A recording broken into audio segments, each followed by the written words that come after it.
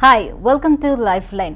ఆరోగ్యమే మహాభాగ్యం అంటారు మన పెద్దలు. ఆరోగ్యం లేకపోతే ఎందుకు పనికిరాం. ఆరోగ్యంగా ఉంటే అడవులోనైనా బతికేయవచ్చు. సో ఈ సూత్రం ఈ ప్రపంచంలో ప్రతి ఒక్క జీవికి వర్తిస్తుంది. ఈరోజు మన లైఫ్ లైన్లో ఐబిఎస్ ఇరిటబుల్ బవెల్ సిండ్రోమ్ అంటే జీర్ణ మండల వ్యవస్థకి సంబంధించిన వ్యాధి. దీని లక్షణాలు ఎలా ఉంటాయి, దీని ట్రీట్మెంట్ ఎలా ఉంటుందో వివరించేందుకు మనతో పాటు స్టూడియోలో ఉన్నారు డాక్టర్ దీపికా సౌమ్య గారు. సో దీనికి సంబంధించి ఎటువంటి సమస్యలున్నా, ఎలాంటి డౌట్స్ ఉన్నా 04066660337 అలాగే 338 నెంబర్స్కి కాల్ చేసి డాక్టర్ గారికి మీ సమస్యను వివరించి సొల్యూషన్ కూడా తెలుసుకోవచ్చు. నమస్తే డాక్టర్ గారు. నమస్తే అండి. ఐబిఎస్ అంటే ఏంటి, అసలు దీనికి రావడానికి కారణాలు ఏంటి, అలాగే దీని గురించి కొంచెం పూర్తిగా ఎక్స్ప్లెయిన్ చేస్తారా? తప్పకుండా. ఐబిఎస్ అంటే ఇరిటబుల్ బవెల్ సిండ్రోమ్ అండి. అంటే ఎప్పుడైతే బవెల్ అనగానే మనకి గ్యాస్ట్రో ఇంటెస్టినల్ ట్రాక్ట్ అనమాట. లైక్ నోటి దగ్గర నుంచి ఏనల్ క్యావిటీ వరకు ఏదైతే ట్రాక్ట్ ఉంటుందో దాని మొత్తం మనం జిఐ ట్రాక్ట్ అంటారు. ఈ ట్రాక్ట్లో ఎక్కడ ప్రాబ్లం వచ్చినా కూడా it is called as irritable bowel syndrome. అయితే దీనికి ప్రధానంగా మనం చెప్పుకోవాల్సిన లక్షణాలు ఏంటంటే constipation, diarrhoea and chronic abdominal pain.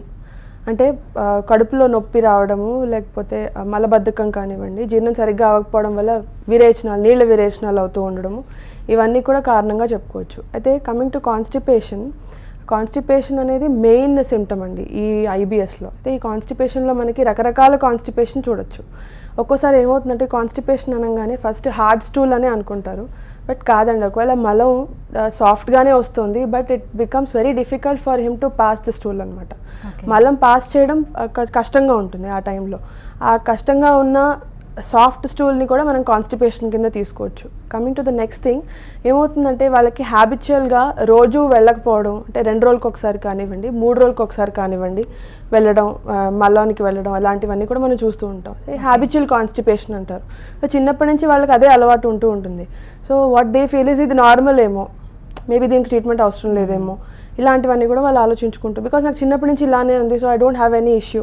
నేను 2 రోజులకు ఒకసారి వెళ్తున్నా, 3 రోజులకు ఒకసారి వెళ్తున్నా కూడా నాకు ఎటువంటి ప్రాబ్లం రావట్లేదు యాజ్ సచ్. కాబట్టి దీనికి ట్రీట్మెంట్ తీసుకోవాల్సిన అవసరం లేదేమో అని కూడా అనుకుంటూ ఉంటారు. కొంచెం తినడం కూడా తక్కువగా తినడం వల్ల కూడా నాకు మలబద్ధకం రావటం లేదు మేబీ అట్లా కూడా అనుకుంటూ ఉంటారు కదా. రైట్. సో ఇవన్నీ కూడా కాన్స్టిపేషన్ కింద వస్తాయి అనమాట. లైక్ పీరియాడిసిటీ, అంటే ఒకవేళ ఎక్కువ రోజులు వెళ్ళకపోవడం కానివ్వండి, softness or hardness of stool కానివ్వండి, నంబర్ ఆఫ్ టైమ్స్ వెళ్ళడం కానివ్వండి, ఇవన్నీ కూడా మనకి ఐబిఎస్లో పార్ట్గా చెప్పుకోవచ్చు. సో స్టూల్ పాసింగ్ అనేది it is a major issue in IBS patients అనమాట. What happens in diarrhoea patients ఏమవుతుందంటే ప్రతిరోజు వాళ్ళకి 2-3 టైమ్స్ వెళ్ళాల్సి ఉంటుంది అనమాట. లైక్ ఒకటేసారి బవెల్ అనేది ఫుల్గా ఫ్లష్ అవుట్ అవ్వదు.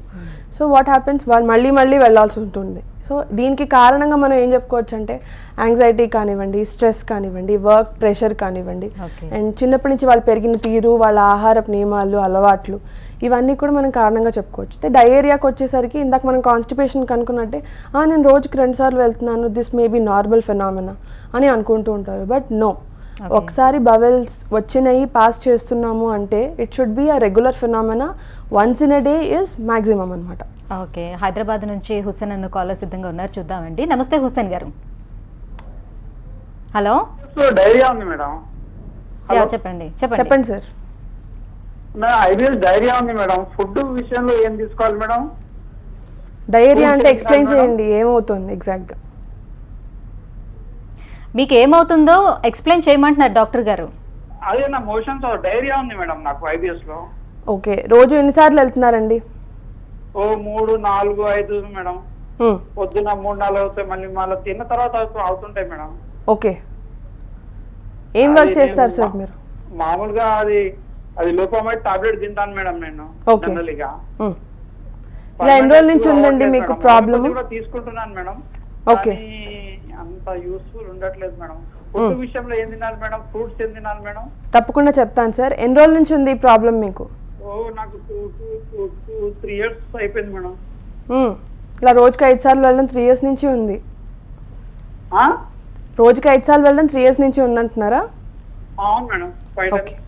అవుతాయి మేడం. ఓకే, మలం వెళ్ళినప్పుడు ఎలా వస్తుంది? సాఫ్ట్ గా ఉంటుందా, వాటరీగా ఉంటుందా? సాఫ్ట్ గానే లూజ్ గా వస్తాయి మేడం. లూజ్ గా వస్తుంది. లూజ్ వస్తుంది మేడం. ఓకే, అప్పుడప్పుడు సాఫ్ట్ కూడా వస్తుంది. Okay okay.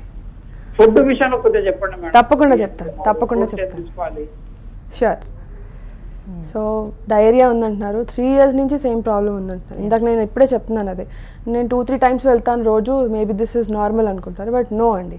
ఏమవుతుంది ఈ పేషెంట్ అని కాదు, జనరల్గా మనం చూస్తూ ఉంటాము, అది that is not a normal phenomena. అది ఖచ్చితంగా ట్రీట్మెంట్ తీసుకోవాల్సిన అవసరం ఉంది దానికి. ఎందుకు అని చెప్తున్నానంటే, మేబీ మీ ఆహారపు అలవాట్లలో ఏదైనా మార్పు రావాల్సిన అవసరం ఉందేమో. చిన్నప్పటి నుంచి ప్రాబ్లం ఉంది, నాకు ఇప్పటిదాకా ఏం అవ్వలేదు అని చెప్పి గమనం ఉండడానికి లేదండి. బికాస్ వాట్ హ్యాపెన్స్ ఇస్, చిన్నప్పటి నుంచి మీరు ఉన్న వర్క్ స్ట్రెస్ వేరు, ఇప్పుడు మీరు పడుతున్న వర్క్ స్ట్రెస్ వేరు. ఏజ్ పెరుగుతున్న కొద్దీ ఏమవుతుందంటే బాడీలో ఒక రకమైన ఫిజియలాజికల్ చేంజెస్ అనేవి వస్తూ ఉంటాయి. సో దానికి అనుగుణంగా మనం మార్పు తీసుకుని రావాలంటే ఖచ్చితంగా ఆ ప్రాబ్లం మనం ట్రీట్ చేయాల్సిన అవసరం ఎంతైనా. ఇంకొకటి ప్రాబ్లం వచ్చేసరికి గట్ బ్రెయిన్ యాక్సిస్ అంటారు. అంటే బ్రెయిన్కిను గట్కి సంబంధించి చాలా ప్రాబ్లమ్స్ ఎక్కువ వస్తూ ఉంటాయి. మనకి ఏమవుతుందంటే ఆకలి వేసినప్పుడు మనం అన్నం తినలేకపోతే కనుక, లేకపోతే అన్నం తినడం కొంచెం లేట్ అయినా వెంటనే తలనొప్పి రావడం, చికాకు పడుతూ ఉండడం, ఇరిటేషన్, కోపం, వేరే వాళ్ళ మీద అరుస్తూ ఉండడం, సామాన్లు అటు ఇటు పడేయడం, ఇలాంటివన్నీ మనం చూస్తూ ఉంటాం. సో అండ్ అలా అట్ ద సేమ్ టైం ఏమవుతుందంటే మనకి ఎప్పుడైతే మెంటల్ స్ట్రెస్ ఎక్కువగా ఉంటుందో ఆ టైంలో మనం ఆకలి సరిగ్గా వేయకపోవడం. So it is a vice versa phenomenon అనమాట. సో గట్కిను యాక్సిస్కి, గట్ అంటే మన జీర్ణ వ్యవస్థ, దీనికిను బ్రెయిన్కి ఖచ్చితంగా ఒక రిలేషన్ అనేది ఉంటుందండి. సో మనకి మెంటల్ స్ట్రెస్ ఎంత ఉంది దీన్ని బట్టి మన డైటరీ ఫ్యాక్టర్ అనేది డిపెండ్ అయి ఉంటుంది అనమాట. యువర్ మోషన్ ఇస్ ఈక్వల్లీ, అంటే ఏమంటారు, మోషన్కి ఎమోషన్కి ఖచ్చితంగా సంబంధం ఉంది అని చెప్తారు కదా, దట్ ఈస్ ట్రూ. సో తీసుకోవాల్సిన జాగ్రత్తల్లో మెయిన్గా ఏంటంటేనండి, మీరు ఏదైనా ఇంటాలరెన్స్ ఉందేమో చూసుకోండి. లైక్ గ్లూటెన్ ఇంటాలరెన్స్ కానివ్వండి, లాక్టోస్ ఇంటాలరెన్స్ కానివ్వండి, ఇలాంటివి ఏవైనా ఇంటాలరెన్స్ ఉందేమో చూసుకోండి. మీకు పడని వస్తువులు మీరు చిన్నప్పటి నుంచి కంటిన్యూస్గా తీసుకోండి. లైక్ అందరికీ వీట్ పడకపోవచ్చు, అందరికీ పాలు పడకపోవచ్చు, అందరికీను పెరుగు పదార్థాలు అవన్నీ పడకపోవచ్చు.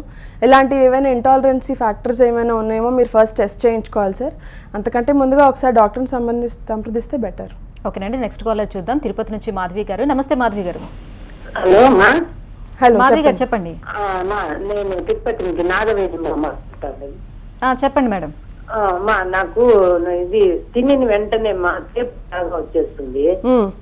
ఆ తేపులు వచ్చినప్పుడు నేను ఏదైనా గ్యాస్ట్రిక్ ఉందేమో ఎండోమెంట్ చేయించుకున్నాను. సార్ వాళ్ళు ఏం లేదమ్మా నీకు టేపు అది మామూలు నార్మల్ గా ఉంది అని టాబ్లెట్స్ ఇచ్చారు, కంటిన్యూ చేస్తున్నాను. నైట్ టైం మేడం ఆ టాబ్లెట్స్ వేసుకొని పడుకున్న తర్వాత ఒక 3 times ఫాల్స్ వస్తా ఉంది మేడం. నైట్ 3 times పొగులంతా నార్మల్ గానే ఉంటుంది మేడం, నైట్ ఇబ్బంది పెడుతుంది కొంచెము. గ్యాస్ట్రిక్ ఏం లేదనే చెప్పారు, జీర్ణాశయం అంతా బాగుంది, లోపలంతా పేగంతా నీట్ గా ఉందమ్మా అని ఎండోస్కోప్ చేయించుకున్నా మేడం. అది నైట్ టైం కొంచెం ఇబ్బంది పెడుతుంది. టేపులు ఎక్కువ వస్తాయి మేడం, ఆ టేపులు వచ్చినప్పుడు మోషన్స్ వస్తుంది మేడం, వెంటనే పోవల్ అనిపిస్తుంది. అంతే మేడం ప్రాబ్లమ్. చెప్తాను. సో అబ్డామినల్ పెయిన్, కాన్స్టిపేషన్, డయేరియాతో పాటు ఇప్పుడు చెప్పినట్టుగా వామిటింగ్ అనేది కూడా నాజియా వామిటింగ్ అంటారు. నాజియా అనేసరికి ఏంటంటే వాంతి వచ్చినట్టుగా అనిపించడం, వామిటింగ్ అనేటికి వాంతి అయిపోవడం అనమాట. అండ్ దీంతో పాటుగా చూసుకుంటే టెనిస్మస్ ఫీలింగ్ ఉంటుంది. అంటే ఎప్పుడు మలానికి వెళ్ళి వచ్చిన తర్వాత కూడా ఇంకా వస్తున్నట్టుగా అనిపించడం, మొత్తం ఖాళీ అవ్వలేదు మళ్ళీ వెళ్ళాలనిపించడం, ఇన్ఎఫెక్చువల్ అర్జ్ అంటారు. ఒకసారి వెళ్ళిన తర్వాత కూడా వాళ్ళకి సాటిస్ఫాక్షన్ ఉండదు అనమాట. They will always be dissatisfied with stool అనమాట. ఇంకా మళ్ళీ వెళ్ళాలి అనిపిస్తూ ఉండడం. అండ్ దీంతో పాటుగా గ్యాస్ ప్రాబ్లం ఉంటుంది, పొట్ట ఉబ్బిపోయినట్టుగా ఉండడం, ఎన్ని ప్రయత్నాలు ఎన్ని హోమ్ రెమెడీస్ వాడినా కూడా డిస్టెన్షన్ అనేది తగ్గకపోవడం.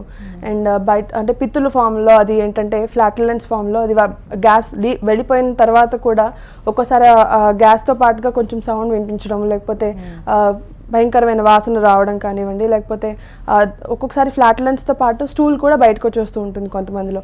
సో ఇవన్నీ కూడా స్పింక్టర్ ప్రాబ్లమ్స్ కానివ్వండి, లేకపోతే డైటరీ ఫైబర్ తగ్గిపోవడం వల్ల కానివ్వండి అని చెప్పుకోవచ్చు. మెయిన్ ప్రాబ్లం, మెయిన్ కల్ప్రిట్ ఇక్కడికి వచ్చేసరికి జంక్ ఫుడ్ అండి. What happens is junk food అనేది తొందరగా డైజెస్ట్ అయిపోతుంది అనమాట. దానికి ఎక్కువ మనం ఎఫెక్ట్ పెట్టాల్సిన అవసరం ఉండదు, ఎనర్జీ ఎక్కువ రిలీజ్ అవ్వాల్సిన అవసరం ఉండదు అనమాట. సో ఏమవుతుందంటే మనకి కావాల్సినంత గ్యాస్ట్రిక్ జ్యూస్ ఏదైతే రిలీజ్ అవుతుందో పొట్టలో అదంతా కూడా దానికి అవసరం ఉండదు. కాబట్టి కొంచెం జ్యూస్ అనేది కొంచెం మిగిలిపోతూ ఉంటుంది అనమాట. అంత ఈజీగా సింపుల్గా డైజెస్ట్ అయ్యేవి మనం ఎక్కువగా అలవాటు పడిపోయాం. Like fried food, baked food కానివ్వండి, లైక్ మోనోసోడియం గ్లూటామేట్ యాడ్ చేసిన ప్రిజర్వేటివ్ ఫుడ్, ప్యాక్డ్ ఫుడ్స్, వీటన్నిటికీ మనం అలవాటు పడిపోవడం వల్ల ఏమవుతుందంటే ఏదైతే ఉద్దేశంతో అక్కడ జ్యూసెస్ రిలీజ్ అవుతున్నాయో వాటికి ఎటువంటి యూజ్ లేక ఇలాంటి ప్రాబ్లమ్స్ వచ్చే ఛాన్స్ ఎక్కువగా ఉంటుంది.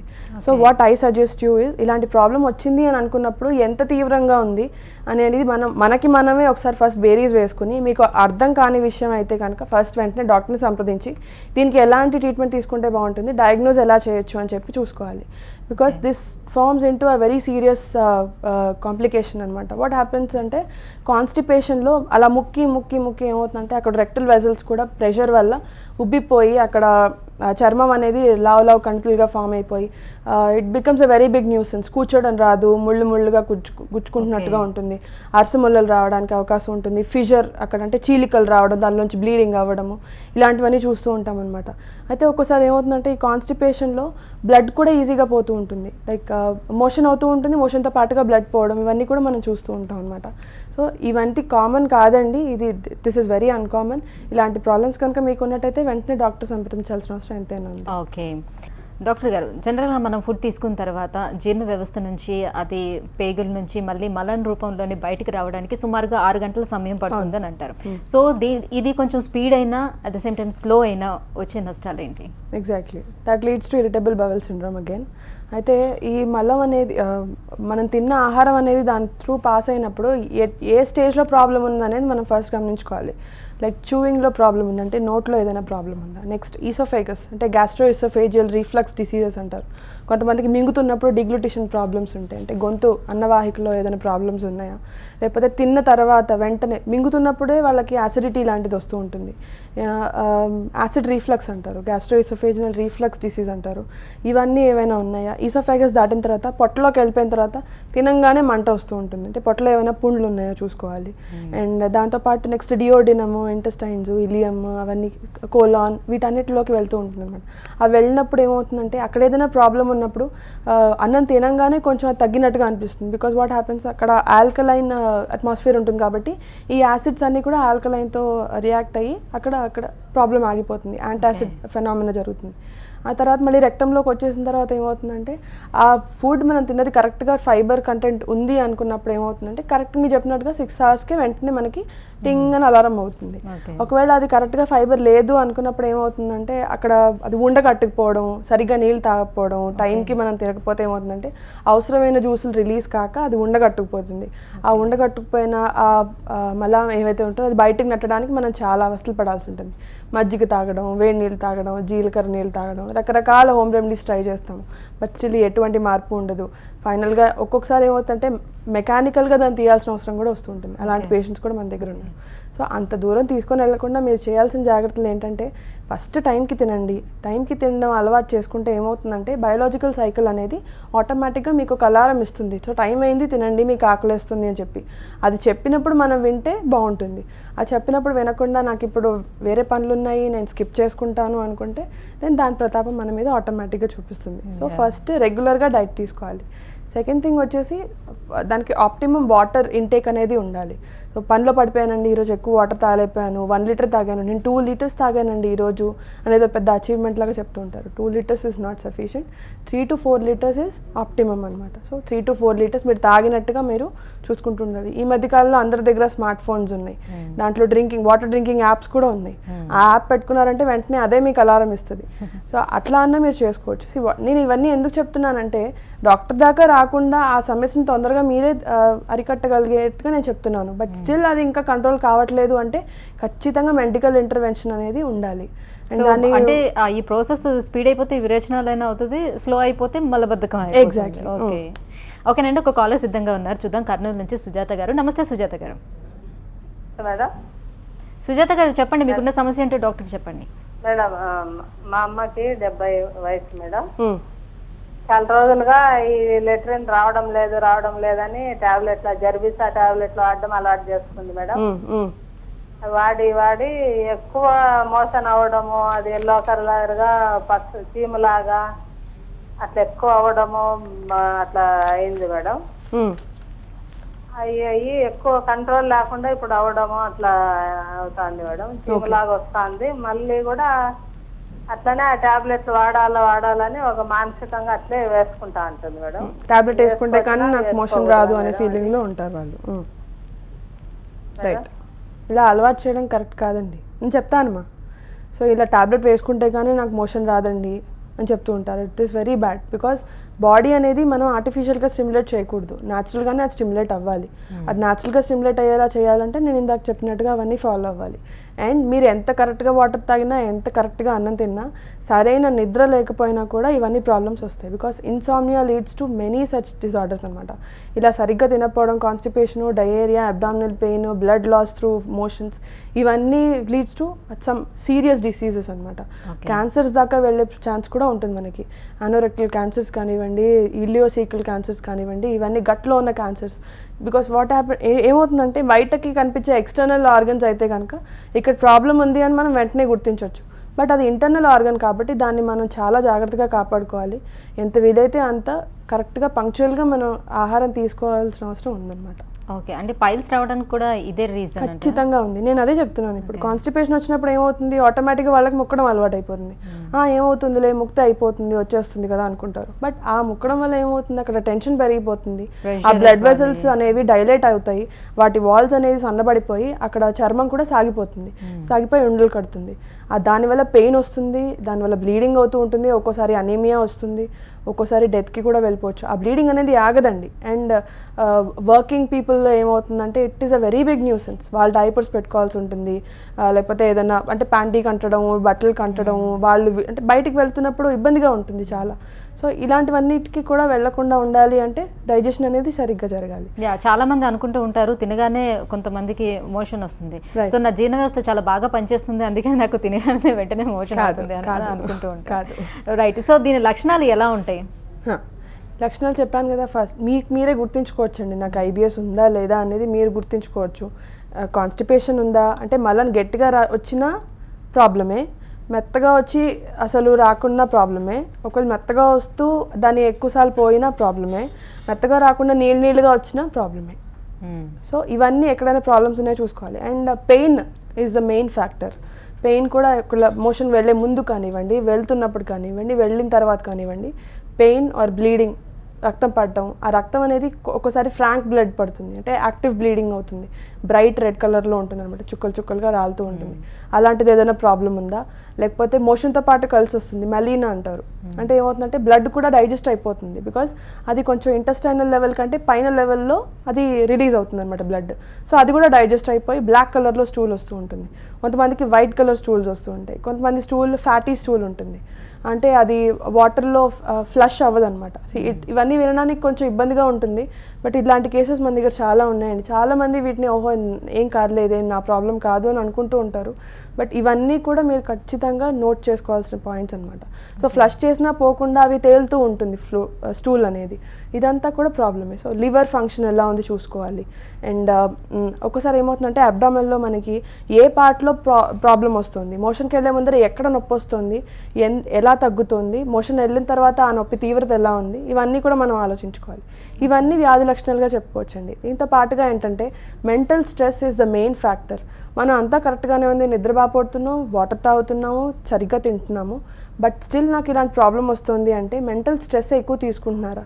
ఏదైనా విషయం మీద మనం ఎక్కువగా ఆలోచించినప్పుడు ఏమంటే it has a direct effect on your gut, because అక్కడ హార్మోన్స్, అక్కడ గ్యాస్ట్రిక్ జ్యూసెస్ కానివ్వండి, బైల్ జ్యూసెస్ కానివ్వండి, రిలీజ్ అవ్వడానికి కారణమైన హార్మోన్స్ మీ స్ట్రెస్ లెవెల్స్ మీద ఎక్కువ బేస్ అయ్యి ఉంటాయి అన్నమాట. సో ఇది మనకు వచ్చిందని నిర్ధారించుకున్న తర్వాత ఎలాంటి టెస్టులు చేసుకోవాలి? హోమియోలో దీనికి ట్రీట్మెంట్ ఎలా ఉంది? ముందుగా ఫస్ట్ డాక్టర్ని సంప్రదించాలండి. మనంతా మనం డయాగ్నోస్టిక్ సెంటర్కి వెళ్ళడం ఎంతైనా మంచిది కాదు. సో ఫస్ట్ డాక్టర్ సంప్రదిస్తే ఏం చేస్తారండి, మీ సిమ్టమ్స్ని బట్టి ఎలాంటి ఇన్వెస్టిగేషన్స్కి వెళ్ళాలి, ఏ పార్ట్లో మీకు ప్రాబ్లం ఉందనేది వాళ్ళకి మీ సిమ్టమ్స్ బట్టి చాలా మటుకు అర్థమవుతుంది. సో ఎండోస్కోపీకి వెళ్ళాలా, ప్రాక్టోస్కోపీకి వెళ్ళాలా, ఆర్ ఎంఆర్ఐ కానీ సిటీ కానివ్వండి చూడాలా, ఇలాంటివన్నీ మేము సజెస్ట్ చేస్తామన్నమాట. సజెస్ట్ చేసిన తర్వాత ఒకసారి డయాగ్నోసిస్ అయిపోయింది, ఇది ఐబిఎస్ కిందకే వచ్చింది, ఒక్కసారి ఏమవుతుందంటే ఎన్ని ఇన్వెస్టిగేషన్స్కి వెళ్ళినా అన్నిట్లో నార్మల్ ఉంటుంది, బట్ ద సిమ్టమ్ పర్సిస్ట్స్ అనమాట. కాన్స్టిపేషన్ డైరీ అలాగే ఉంటుంది ఎన్ని మందులు వాడినా కూడా. అలాంటి టైంలో మన హోమియో వైద్యం అనేది బాగా పనిచేస్తుంది. వాట్ హ్యాపెన్స్ ఈజ్ మేము వాళ్ళ సిమ్టమ్స్ అన్నీ తీసుకుని దాన్ని ఒక రెపటరైజ్ చేసి మీ ఇండివిజువలైజ్ చేసి మీ కోపం వచ్చేటప్పుడు మీరు ఎలా రియాక్ట్ అవుతున్నారు, అంటే తిడుతున్నారా, లేకపోతే బాధపడుతున్నారా, అక్కడి నుంచి వెళ్ళిపోతున్నారా, లేకపోతే ఏదైనా వస్తువులు ప్యాడ్ చేస్తున్నారా, అలాంటివన్నీ కూడా మనం కేస్ టేకింగ్లో అంతా తీసుకొని మీకు ఎలాంటి ఆహార పదార్థాలు అంటే ఇష్టం, అంటే స్వీట్స్ ఇష్టమా, చేదుగా ఉంటే ఇష్టమా, కారంగా ఉంటే ఇష్టమా, ఉప్పగా ఉంటే ఇష్టమా, ఇవన్నీ కూడా మనం దాన్ని కన్సిడర్ చేసుకుంటూ రెపటరైజేషన్ అనేది ఒక చిన్న ప్రాసెస్ ఉంటుంది. ఆ రెపటరైజేషన్ ద్వారా మీకంటూ ఒక ఇండివిజువలైజ్డ్ రెమెడీ అనేది మనం ఇస్తామన్నమాట. Okay, thank you so much doctor. So IBS గురించి చక్కగా వివరించి అలాగే ట్రీట్మెంట్ గురించి తెలియజేసినందుకు థ్యాంక్ యూ సో మచ్. ఇది ఇవాళ లైఫ్ లైన్. చూస్తూనే ఉండండి TV9.